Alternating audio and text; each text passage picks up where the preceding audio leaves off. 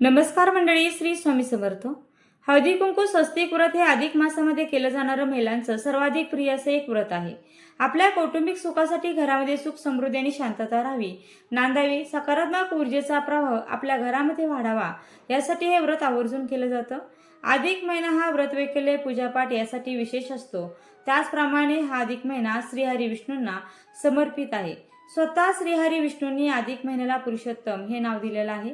अधिक महिन्यामध्ये केलेल्या उपासनेचं व्रत वैकल्याचे आपल्याला 100 पटीने अधिक फळ हे प्राप्त होत असतात.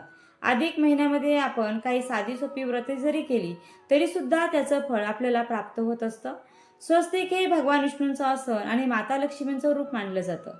चंदनाने, कुंकवाने, सेंदुराने, हळदीने स्वस्तिक चिन्ह बनवल्यास ग्रहदोष देखील दूर होतात, धनलाभाचे योग बनतात. घरामध्ये स्वस्तिकचं प्रतीक बनल्याने माता लक्ष्मी सुद्धा प्रसन्न होतात. स्वस्तिकच्या 4 ओळींची तुलना 4 पुरुषार्थ, 4 आश्रम, 4 जग आणि 4 देव म्हणजेच ब्रह्मा, विष्णू, महेश आणि गणेश यांच्याशी करण्यात आलेले आहे. स्वस्तिकच्या 4 ओळी जोडल्यानंतर मध्यभागी बनलेला बिंदू वेगवेगळ्या समजुतीद्वारे परिभाषित केला जातो.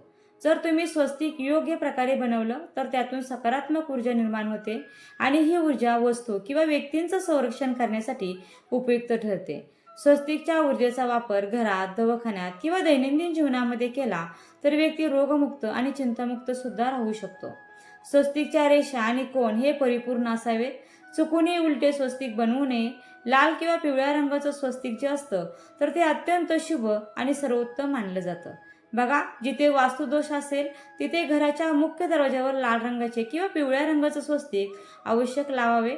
त्यामुळे सकारात्मक ऊर्जेचा प्रवाह तुमच्या घरामध्ये वाढेल आणि त्या जागेचा जो दोष आहे, वास्तूतील जो दोष आहे, आपल्या आयुष्यावर पडणारा जो नकारात्मक प्रभाव आहे तो देखील हळूहळू कमी होऊन ती जागा जी आहे ती सकारात्मक होईल आणि त्या जागेमध्ये, त्या एरियामध्ये सकारात्मक लहरीचा प्रवाह जो आहे ते देखील वाढेल.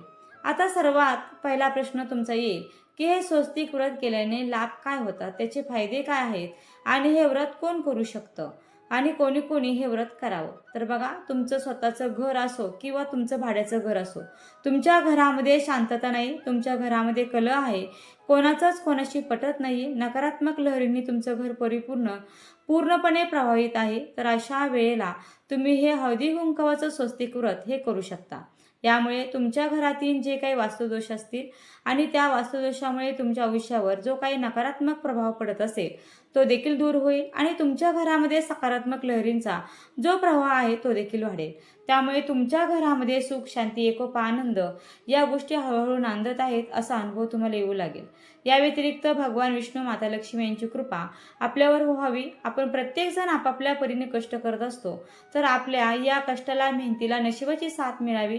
जो काही पैसा आपल्याकडे येतो त्यामध्ये भरभराट व्हावी, त्यामध्ये बरकत असावी, यासाठी हे व्रत खूप प्रभावी मानलं जातं.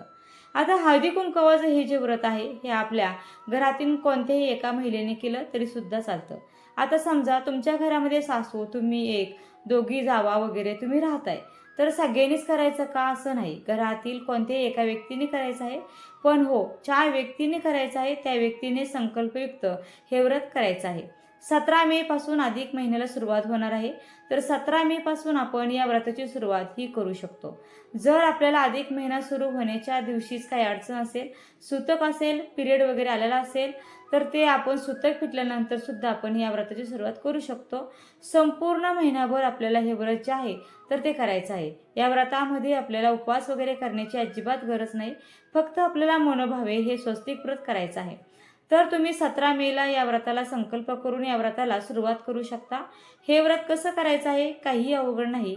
देवघरासमोर किंवा तुळशीसमोर तुम्ही हे व्रत करू शकता. आपण हे स्वस्तिक व्रत करत असताना सकाळी आपल्याला लवकर उठायचं आहे, स्नान करायचं आहे, स्वच्छ वस्त्र परिधान करायचे आहे. चुकूनही आपल्याला काळ्या रंगाचं वस्त्र परिधान करायचं नाही आणि त्यानंतर आपल्याला देवघरातील देवांची, तुळशी मातेची पूजाही करायची आहे.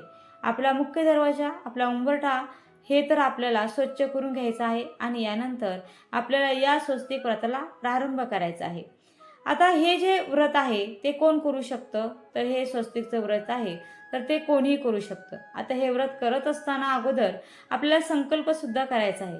कारण जर आपण कोणतेही व्रत हे संकल्प करून केलं तर त्याचे आपल्याला फळ हे कित्येक पटीने जास्त मिळतात. आणि म्हणून आपल्याला काय करायचं आहे, तर ज्या ठिकाणी आपण हे व्रत करणार आहोत, कारण या व्रतामध्ये आपल्याला स्वस्तिक चिन्ह काढावे लागते, तर त्या ठिकाणी आपल्याला आसन घेऊन बसायचं आहे. सर्वप्रथम आपल्याला संकल्प करायचा आहे. संकल्प करण्यासाठी आपल्याला उजव्या हातामध्ये आपल्याला पाणी घ्यायचं आहे. त्यानंतर त्यामध्ये हळदी, कुंकू, थोड्याशा अक्षता, फूल टाकायचं आहे आणि आपल्याला म्हणायचं आहे की या अधिक महिन्यामध्ये मी हे स्वस्तिक व्रत करत आहे. हे व्रत माझ्याकडून निर्विघ्नपणे पार पडू द्या आणि माझ्या घरामध्ये सुख समृद्धी नांदू द्या, असं म्हणून हातातील पाणी आपल्याला खाली ताम्हणामध्ये सोडायचं आहे. आता त्यानंतर आपल्याला एक पाट घ्यायचा आहे. आपल्याला देवघरासमोर किंवा देवघराच्या बाजूला किंवा तुळशीसमोर आपल्याला हा जो पाट आहे तर तो मांडायचा आहे. पण आपल्याला जिथे आपण ही पूजा करणार आहोत तर तिथे दिवा देखील लावलेला असावा. कारण बघा, अग्निदेवतेच्या साक्षीने आपल्याला हे व्रत करायचं आहे, त्यामुळे देवघरात दिवा लावलेला असावा. तुळशीसमोर करणार असाल तर तुळशीपाशी देखील दिवा लावलेला असावा आणि त्यानंतरच आपण स्वस्तिक व्रताला सुरुवातही करू शकतो. त्यानंतर एका वाटीमध्ये किंवा पंतीमध्ये हळद घ्यायची आहे आणि एका वाटीमध्ये आपल्याला कुंकू घ्यायचं आहे. त्यामध्ये थोडंसं पाणी किंवा गंगाजल किंवा गुलाबजल आपल्याला मिक्स करायचं आहे. म्हणजे ते हळद आणि कुंकू जे आहे ते आपल्याला ओलं करून घ्यायचं आहे. त्यानंतर आपल्याला त्या पाटावरती हळदीचं एक स्वस्तिक काढायचं आहे आणि कुंकवाचं एक स्वस्तिक काढायचं आहे. स्वस्तिक योग्य पद्धतीने काढायचं आहे. स्वस्तिकमध्ये 4 बिंदू द्यायचे आहेत. दोन्ही बाजूला 2-2 उभ्या रेषा आपल्याला द्यायच्या आहेत आणि जेव्हा आपण रेषा ओढतो तर त्यावेळेला बाहेरच्या बाजूने आतील बाजूला ओढायच्या आहेत. म्हणजेच बघा, बाजूच्या ज्या रेषा आहेत तर त्या आपल्याला खालून वर अशा ओढायच्या आहेत. आणि त्यानंतर स्वस्तिक काढत असताना देखील आपल्याला ज्या रेषा आहेत तर त्या बाजूने म्हणजे बाहेरील बाजूने आतील बाजूला तर अशा प्रकारे या काढायच्या आहेत. योग्य पद्धतीने आपल्याला हे स्वस्तिक चिन्ह काढायचं आहे. आता जर आपल्याला हळदी कुंकवाचं स्वस्तिक काढणं शक्य नसेल तर त्या पाटावरती आपण रांगोळीने देखील स्वस्तिक काढू शकतो. रांगोळीने आपण हे स्वस्तिक काढणार असो तर आपल्याला एकच स्वस्तिक हे काढायचं आहे किंवा आपण फुलांच्या पाकळ्यांचा वापर करून सुद्धा स्वस्तिक हे चिन्ह काढू शकतो.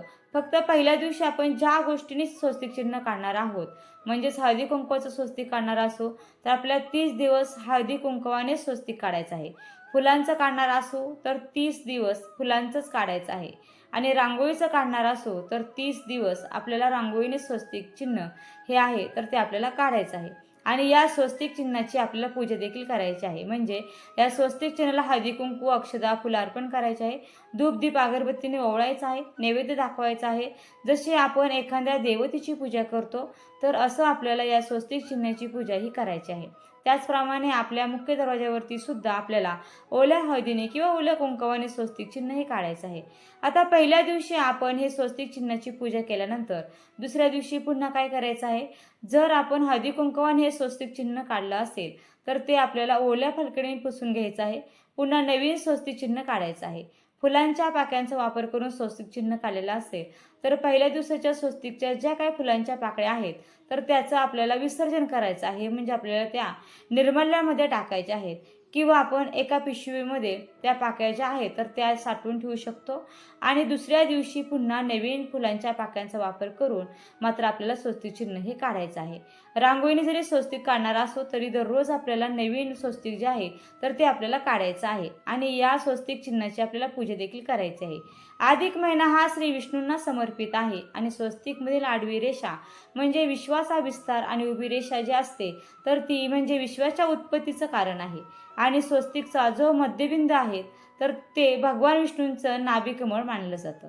त्यामुळे आपल्याला हे स्वस्तिक व्रत जे आहे तर ते अधिक महिन्यामध्ये श्रीहरी विष्णूंचा आशीर्वाद प्राप्त करण्यासाठी करायचं आहे. यासाठी उपवास वगैरे करण्याची आपल्याला अजिबात गरज नाही. फक्त आपल्याला स्वस्तिक चिन्ह दररोज व्यवस्थित आणि काटेकोरपणे काढायचं आहे आणि त्याची पूजा करायची आहे. जेव्हा जेव्हा कधी मधी काही अडचण येईल तर त्या दिवशी फक्त आपल्याला स्किप करायचं आहे आणि पुन्हा आपल्याला अधिक महिना असेपर्यंत हे व्रत जे आहे तर ते सुरू ठेवायचं आहे. आता बघा, मासिक पाळीच्या काळामध्ये घरातील दुसऱ्या व्यक्तीने ही पूजा केली तरी देखील चालू शकते. मात्र सूतक असेल तर आपल्याला ही पूजा कोणालाही करता येणार नाही. आता या व्रताचा आपण उद्यापन सुद्धा करायचं आहे. तर आता या व्रताचं उद्यापन जे आहे तर ते आपण कसं करायचं आहे, तर बघा, उद्यापनाच्या दिवशी म्हणजे अधिक महिन्याच्या शेवटच्या दिवशी एखाद्या सौभाग्यवतीला आपल्याला घरी बोलवायचं आहे. तिचं पाय धुवायचे आहेत. त्या पायावरती सुद्धा आपल्याला स्वस्तिक काढायचं आहे. त्या स्वस्तिकची सुद्धा आपल्याला पूजा करायची आहे.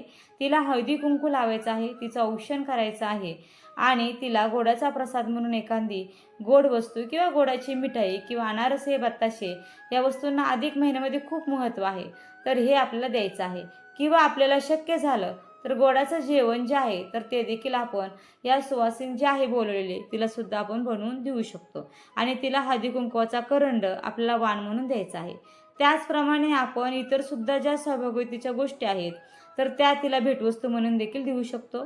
शक्य झालं तर आपण तिची ओटी सुद्धा भरू शकतो. तर अशा प्रकारे या व्रताचं उद्यापन सुद्धा आपल्याला करायचं आहे.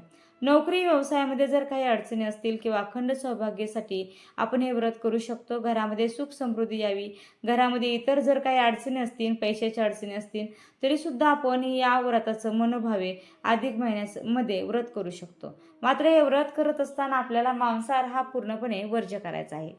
आता थोडक्यात काय हे देखील आपण जाणून घेऊया. नंबर 1, आपल्याला हळदी कुंकवाने स्वस्तिक काढायचं असेल तर एक हळदीचं आणि एक कुंकवाचं असे 2 स्वस्तिक आपल्याला काढायचे आहेत. तुम्हाला स्क्रीनवर दिसत असतील तर त्याप्रमाणे आपल्याला स्वस्तिक काढायचे आहेत आणि तुम्ही रांगोळीने किंवा फुलाने काढणार असाल स्वस्तिक तर आपल्याला एकच स्वस्तिक हे काढायचं आहे. नंबर 2, त्याचप्रमाणे स्वस्तिक चिन्ह हे डायरेक्ट खाली जमिनीवरती काढायचं नाही.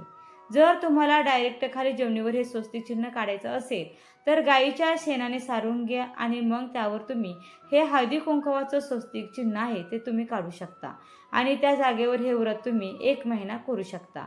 पण आता बघा, तुम्ही फ्लॅट सिस्टीममध्ये शहरात राहता, शेण वगैरे कुठे मिळत नाही. मग अशा वेळेला थोडीशी हळद पाण्यामध्ये कालवायची, त्या जागेवर सारून घ्यायचं, हळदीचं लेपन करून घ्यायचं आणि त्या जागी मग तुम्ही हे व्रत जे आहे ते तुम्ही केलं तरी चालू शकतं. नंबर 3, हे व्रत जे आहे ते सकाळी ब्रह्ममुहूर्तापासून ते सकाळच्या सात्विक वेळेमध्ये आपण जर केलं तर अतिशय उत्तम. जास्तीत जास्त मात्र 11च्या अगोदर करण्याचा प्रयत्न करावा. नंबर 4, हे व्रत आपली देवपूजा झाली की देवघरासमोर करणार असाल तर देवपूजा झाली की तिथे हे करायचं आणि जर तुळशीसमोर करणार असाल तर देवपूजा करायची, तुळशी मातेची पूजा करायची आणि मग इथे हे व्रत करायचं आहे. नंबर 5, हे व्रत करण्यासाठी 2 वाट्या घ्यायच्या किंवा 2 एखाद्या नवीन पंत्या तुम्ही घ्यायच्या आहेत. मात्र लक्षात ठेवा, वापरलेल्या पंत्या घ्यायच्या नाहीयेत. एका पंथीमध्ये हळद टाका, एका पंथीमध्ये कुंकू टाका आणि अशा पद्धतीने आपण ह्या 2 पंत्या किंवा 2 वाट्या घ्यायच्या. नंबर 6, हे व्रत अग्निदेवतेच्या साक्षीने करायचं आहे. संकल्प पुन्हा पुन्हा करायचा नसतो. फक्त ज्या दिवशी तुम्ही हे व्रत करणार आहे त्याच दिवशी आपल्याला संकल्प करायचा आहे. नंबर 7, हे व्रत अधिक महिन्याच्या सुरुवातीला करणं शक्य नाही झालं तर तुम्ही अधिक महिन्यामध्ये तुमच्या कुलदेवीचा वार असेल तर त्या दिवशी या व्रताला सुरुवात करू शकता. नंबर 8, तुम्हाला मासिक पाळी आली आणि तुमच्या घरातील करणारं कोणीच नाहीये, मग तुम्ही तेवढे दिवस गॅप ठेवा. मासिक पाळी संपल्यानंतर परत रेग्युलर हे व्रत सुरू करून ठेवू शकता. सेम गावाला गेल्यानंतर घरी करणारं कोणी नसेल, गावावरून आल्यानंतर तुम्ही हे व्रत कंटिन्यू करू शकता. सुतक आलं सेम पूर्णपणे व्रत थांबवा, घरातील कोणीही करू शकणार नाही, त्यामुळे सुतक संपल्यानंतर परत हे व्रत सुरू करा. तर संपूर्ण माहिती या व्रताबद्दल तुम्हाला मिळालेली असेल तर नक्कीच ज्यांना ज्यांना हे व्रत करायचं आहे त्यांनी आवर्जून करा. खूप सकारात्मकता या व्रतामुळे तुम्हाला तुमच्या घरामध्ये जाणवेल. तुमच्या घराचा जो ओर आहे तो पॉझिटिव्ह होत आहे असा सुद्धा तुम्हाला अनुभव येईल आणि तुमच्या घरातील प्रत्येक व्यक्तीच्या वागण्यात बोलण्यात एक सौम्यपणा, एक प्रेमळपणा, आत्मीयता आलेली आहे असा सुद्धा अनुभव तुम्हाला येईल. कारण मी स्वतः हे व्रत जे आहे तर ते केलेलं आहे, त्यामुळे नक्कीच या व्रताचा सकारात्मक प्रभाव जो आहे तो तुम्हाला अनुभवायला मिळेल. व्हिडिओ आवडला असेल तर व्हिडिओला नक्की लाईक करा, शेअर करा व चॅनलला सबस्क्राईब करायला मात्र अजिबात विसरू नका. व्हिडिओ शेवटपर्यंत पाहिल्याबद्दल अगदी मनापासून तुमची खूप खूप आभारी आहे. धन्यवाद. श्री स्वामी समर्थ. जय जय स्वामी समर्थ. रामकृष्ण हरी. जय जय रामकृष्ण हरी. ओम नमो भगवते वासुदेवाय नमः. ओम नमो भगवते वासुदेवाय नमः.